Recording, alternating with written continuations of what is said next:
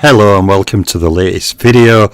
I seem to be doing this a lot now in the zone. Latest video on my top 1000 countdown, going numbers 340 to 331. So I'm like 2/3 of the way through when I get to 333. So let us go to the first fighter now, fighter number 340. Okay, and that fighter is former flyweight champion Pascal Perez. Now Pascal Perez beat one world champion, okay, fought 56 rounds against champions, and he beat no Hall of Fame fighters, fighting 23 rounds against Hall of Famers overall. Pascal Perez had 17 fights against rated fighters, and he scored 57 knockouts, 24 knockouts in 3 rounds or less, and 3 knockouts in the first round. Now Perez was top 10 rated for a total of 10 years, and he had the longest unbeaten run of 52 fights. Good to see you, Martin. Hope you're well, buddy. Hope you are really, really good. Pascal Perez was pound for pound rated. That sounded a bit weird, that. Pascal Perez was pound for pound rated for 2 years, and he had 3 fights against pound for pounders, scoring no wins in the 3 pound for pound categories. And Perez had an opposition fought rate at 2 from 18 and an opposition beat rate at 2 from 13. So Perez has 6 fights against champions, including 2 wins, 3 losses, 1 draw, with 1 knockout. He has 2 fights against Hall of Famers, and he also has both of them defeats, and he has 11 world title fights, including 9 wins, 2 loss, no draw, with 8 title defences. Good evening also to Paul Gaskell and Bruce. Good to see you guys, as always. So, on to our next fighter, Kenny Norton. He's another one who drives me a bit mad. See, my new ratings are going to change everything around. I've started working on them now. I think I've got about first 40 done. It's just going to be a process of slowly going through them all until I have the new top 1000 published. But yeah, it's going to be interesting how it changes things up. So Kenny Norton beat one world champion. He fought 56 rounds against champions, and he beat one Hall of Fame fighter, fighting 56 rounds against Hall of Famers. Now Kenny Norton had 17 fights against rated fighters. Some great names as well, you know, Ali, Larry Holmes, Ernie Shavers. He fought a whole boatload of top level opposition. He scored 33 knockouts, 13 in 3 rounds or less, and 2 in the first round. And Kenny Norton was top 10 rated for a total of 8 years. He had a longest unbeaten run of 16 fights, and he was pound for pound rated in my all-time rankings for 1 year. Now Kenny Norton had 5 fights against pound for pounders and scored 1 win apiece in all 3 pound for pound categories, and his opposition fought rate comes in at 2 from 18, and his opposition beat rate is 2 from 13. So Ken Norton had 5 fights against champions, okay, including 1 win, 4 loss, no draw, with no KOs. He had 5 fights against Hall of Famers, including 1 win, 4 loss, no draws, with no KOs. I'm not sure about that, Bruce, about the Hall of Fame. Ken Norton did beat Ali. He lost 2 fights to Ali.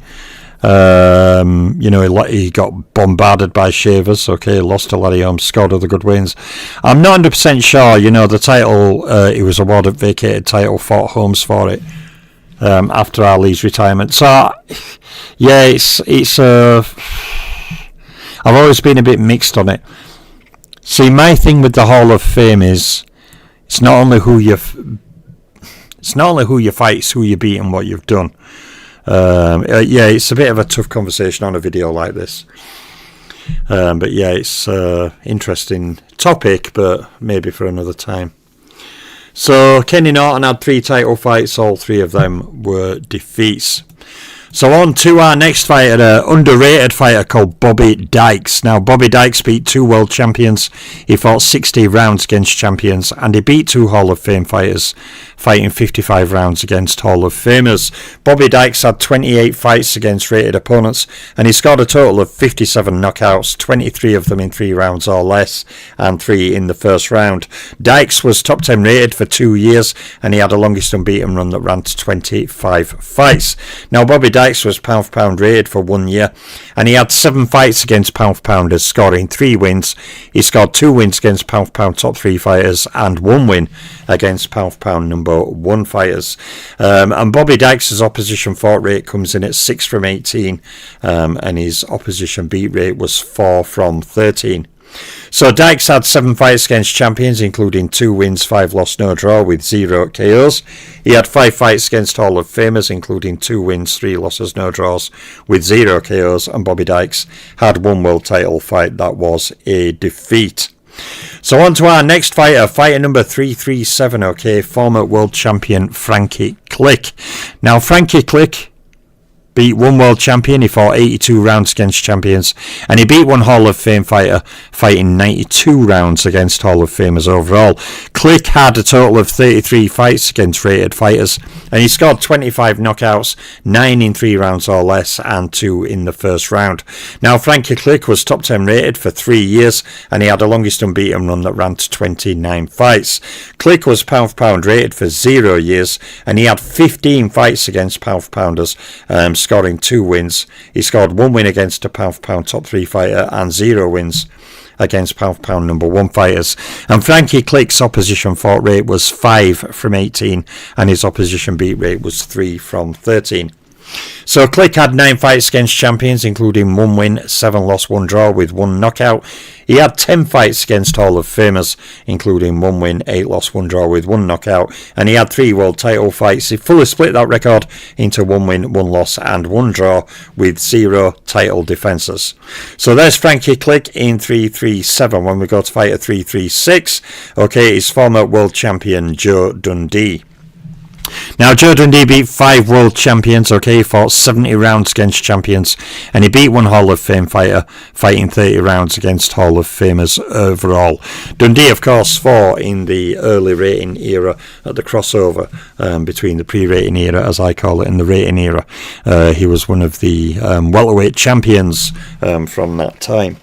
Joe Dundee had 27 fights against rated fighters. Okay, he scored 25 knockouts, 9 in 3 rounds or less, and 0 in the first round. Joe Dundee was top 10 rated for a total of 4 years, and he had a longest unbeaten run that ran to 16 fights. Dundee was pound for pound rated for 1 year himself, and he had 5 fights against pound for pounders, scoring 2 wins. He scored no wins against pound for pound top 3 fighters and no wins against pound for pound number 1 fighters. And Joe Dundee's opposition fought rate comes in at 5 from 18, and his opposition beat rate was 3 from 13. So Dundee had 9 fights against champions, including 5 wins, 4 loss, no draw, with 2 knockouts. He had 4 fights against Hall of Famers, including 1 win, 2 loss, 1 draw, with 0 knockouts. And Joe Dundee had 2 title fights, including a win, a loss, with 0 title defences. So Dundee's 336. Let's go to fighter 335. Okay, to the Clouting Celestial, one of my favourite nicknames, the Clouting Celestial, David Cui Kong Young.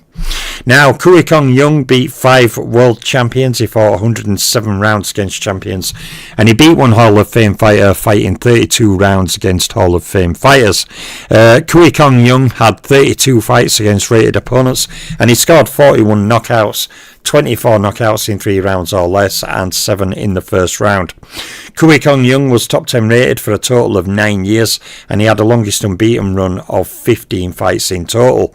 He was pound for pound rated for 0 years, and Cui Kong Young had 6 fights against pound for pounders, scoring 4 wins. He scored 0 wins against pound for pound top 3 fighters and 0 wins against pound for pound number 1 fighters. And his opposition fought rate was 4 from 18, and his opposition beat rate was 2 from 13. So Young had 12 fights against champions. Included in there were 8 wins, 4 losses, no draws, with 3 knockouts. He had 3 fights against Hall of Famers, including 1 win, 2 loss, no draw, with 0 knockouts. And he had 1 title fight that was a defeat. So onwards we go to fighter 334, to another tough contender, former lightweight contender Freddie Dawson, who also mixed at welterweight. Freddie Dawson was a tough contender, mixed in good company. He beat 1 world champion. Okay, he fought 79 rounds against champions, Dawson, and he beat 1 Hall of Fame fighter individually, fighting 49 rounds against Hall of Famers overall. Freddie Dawson had 32 fights against rated opponents, and he scored a total of 47 knockouts, 17 knockouts in 3 rounds or less, and 4 knockouts in the first round. Now, Dawson was top 10 rated for a total of 8 years, and his longest unbeaten run was a run of 18 fights in total. Now, Dawson was pound for pound rated for 1 year, and he had 12 fights himself against pound for pounders, scoring 4 wins. He scored 1 win against a pound for pound top 3 fighter and 1 win against a pound for pound number 1 fighter. And Freddie Dawson's opposition fought rate comes in at 5 from 18, and his opposition beat rate was 4 from 13. So Dawson had 8 fights against champions, including 1 win, 6 loss, 1 draw, with 0 KOs. He had 5 fights against Hall of Famers, including 1 win, 3 loss, 1 draw, with 0 KOs. And Freddie Dawson also had 1 title fight. That was a defeat. So 3 fighters to go. So we are on to fighter 333, which, not mathematically, but virtually, is 2/3 of the way through my countdown, with the excellent fighter Jose Legra. Now, Jose Legra, a very, very good fighter indeed. When you look at his career, he's one of those fighters who you look at his name and think, I haven't really heard of him. And this is one thing about me, Top 1000. I shout out lots of names that people don't really talk about on YouTube that much, aside from scrapbook boxing, really. But Jose Legra beat 2 world champions. He fought 66 rounds against champions. And he beat no Hall of Fame fighters, fighting 26 rounds against Hall of Famers overall. Jose Legra had 24 fights against rated opponents, and he scored 49 knockouts, 28 knockouts in 3 rounds or less, and 9 knockouts in the first round.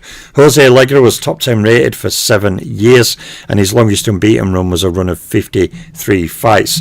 Now, Jose Legra was pound for pound rated in my all-time rankings for 2 years, and he had 3 fights against pound for pounders, Jose Legra, scoring no wins in the 3 pound for pound categories. Now, Jose Legra's opposition fought rate comes in at 5 from 18, and his opposition beat rate was 4 from 13. Now, Legra had 7 fights against champions, including 2 wins, 5 losses, no draws, with 2 KOs. He had 3 fights against Hall of Famers, all 3 were defeats, and he had 4 world title fights, twice capturing featherweight titles. So he has 2 title fight wins, 2 losses, no draws, and no title defences. I'll have a quick drink, throat going dry. Yeah, my top 1000. From the initial scores I've done about 40, and I'll do them, over time. I don't need to do a new top 1000 yet, so I have plenty of time. But I'll just say it's changing things up. There's already differences. I'm looking like, oh, okay. So anyway, on we go to fighter 332. To a fighter I've raved about a long time. This guy is a hell of a fighter. Yes, Paul, it is definitely coffee. Never drink tea, me. My dad got me on coffee when I was about 15 years old. I always remember the first few drinks I had of it, I hated it. But first, because they say it's an acquired taste, and it is a very distinct taste when you first have coffee, but I wanted to go back and try more, and that was it. I was hooked. Been on it ever since. So Curtis Coates, beat 1 world champion. He fought 58 rounds against champions, and he beat 1 Hall of Fame fighter, fighting 58 rounds against Hall of Famers. Coates had a total of 31 fights against rated fighters, and he scored 30 knockouts, 10 knockouts in 3 rounds or less, and 3 knockouts in the first round.